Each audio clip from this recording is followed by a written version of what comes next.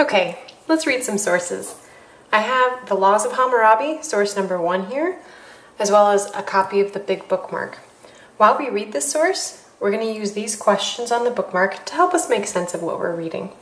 Before we get started, let's remind ourselves of our purpose for reading, which is to answer the central question up here at the top: what was important to King Hammurabi? I'm going to start with the headnote and the attribution. And while we read the headnote and the attribution, we're thinking about these questions: who created the source, when and where was it created, what type of source is this, and why might it have been created. When we find that information, we're going to circle it. Let's start with the attribution, which is on the back side because this source is actually 2 pages long. It says, attribution, adapted excerpt from the Laws of Hammurabi, created around 1750 BCE in Babylon. I'm going to circle Laws of Hammurabi because that tells me about the type of source that we're about to read. It's a set of laws or a legal code by King Hammurabi. It was created around 1750 BCE in Babylon. And I know from our background building day and our PowerPoint slides that 1750 BCE is while Hammurabi was in power. It was during the end of Hammurabi's rule. So he was still the king at this time.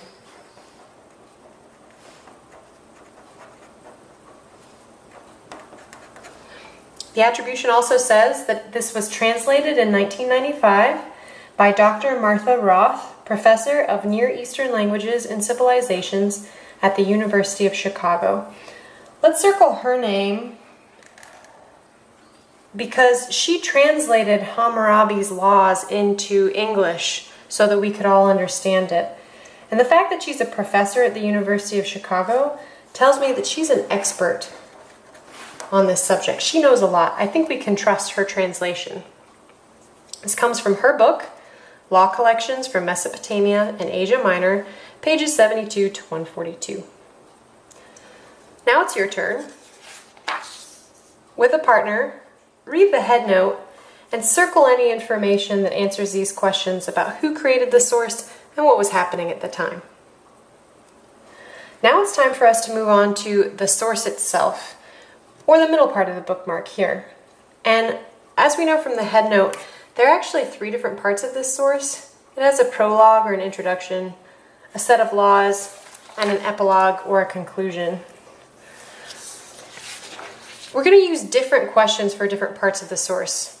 For the prologue and the epilogue, we're going to use this question, the first bullet point. What people are mentioned and what's the relationship of the author to those people? Let's try with the prologue.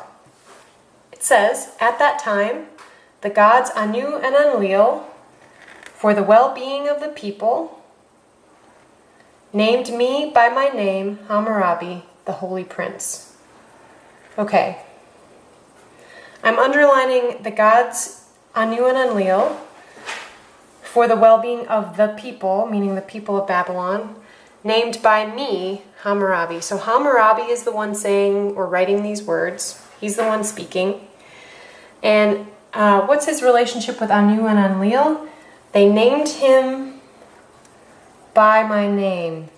So he's trying to say, like, they named me, they gave me my power as the Holy Prince. My power comes from the gods.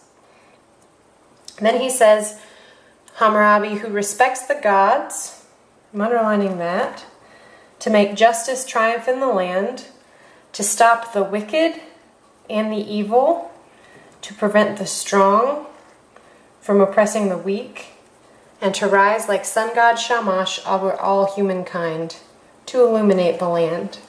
He's actually talking about a lot of groups of people here, right? The gods, people who are wicked, people who are evil, people who are strong, people who are weak, and he brings up the sun god Shamash again. So what's the relationship between all those people? He's already said he gets his power from the gods, and that his relationship to these other people is that one of respecting the gods, and somebody whose purpose is to stop wicked people and to prevent strong people from controlling weak people. It's a lot in there. I'm just going to make a note out to the side that Hammurabi says his power comes from the gods.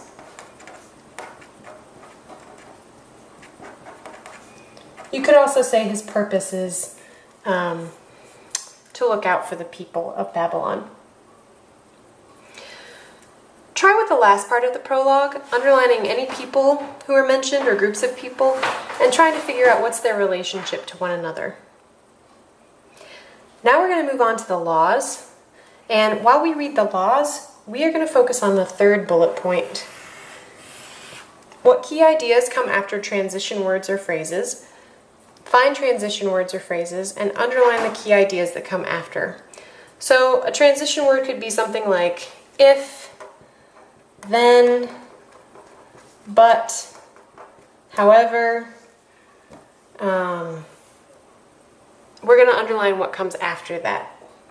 So in the laws, let's start with number 1.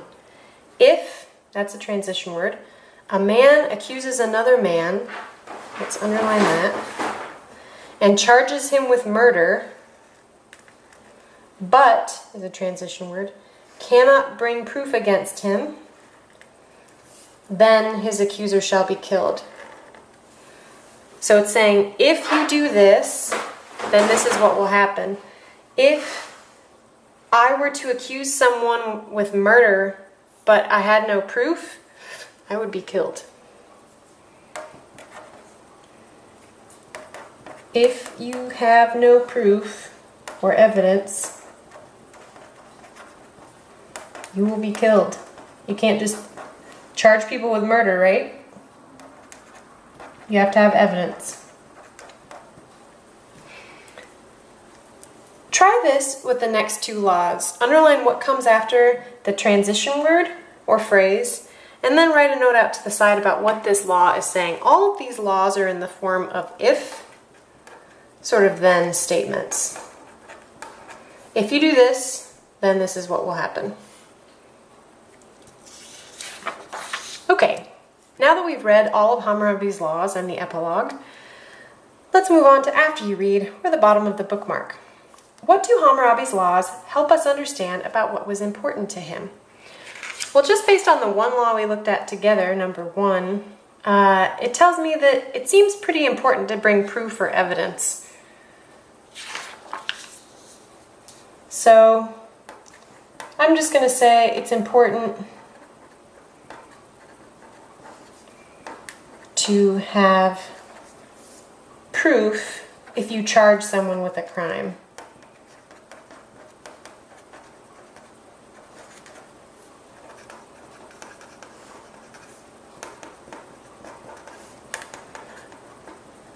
But there are a lot of other things that are important to Hammurabi based on these laws. Write down 1 or 2 other things that you think are important based on what you've read. Okay, now it's time for us to reason about the evidence and discuss whether or not this source is reliable for understanding what was important to King Hammurabi. We're going to use the questions on the back of the bookmark to help us think about reliability. Let's start with one reason that this source could be reliable is that Hammurabi, we know that this was created at the time of Hammurabi's rule in Babylon. So it's a pretty reliable source about what was important to people who were living at that time.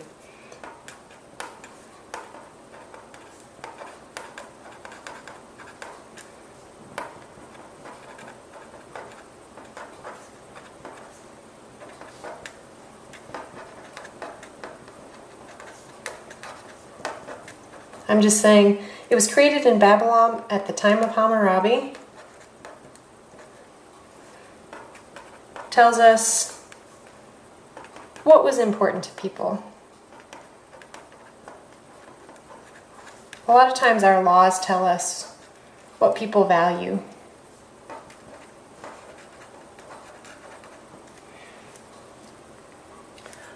With a partner, try to come up with one other reason why you think that this source is reliable or helpful. Let's try to think about one reason this source may not be so reliable. One thing I'm noticing is we only have one source in our packet, Hammurabi's Laws. So we don't know what other sources would tell us. What other sources say the same things are important to Hammurabi or different things? I'm just going to write, this is only one source of information. We should compare to other sources from the time to see if they say the same thing or different things.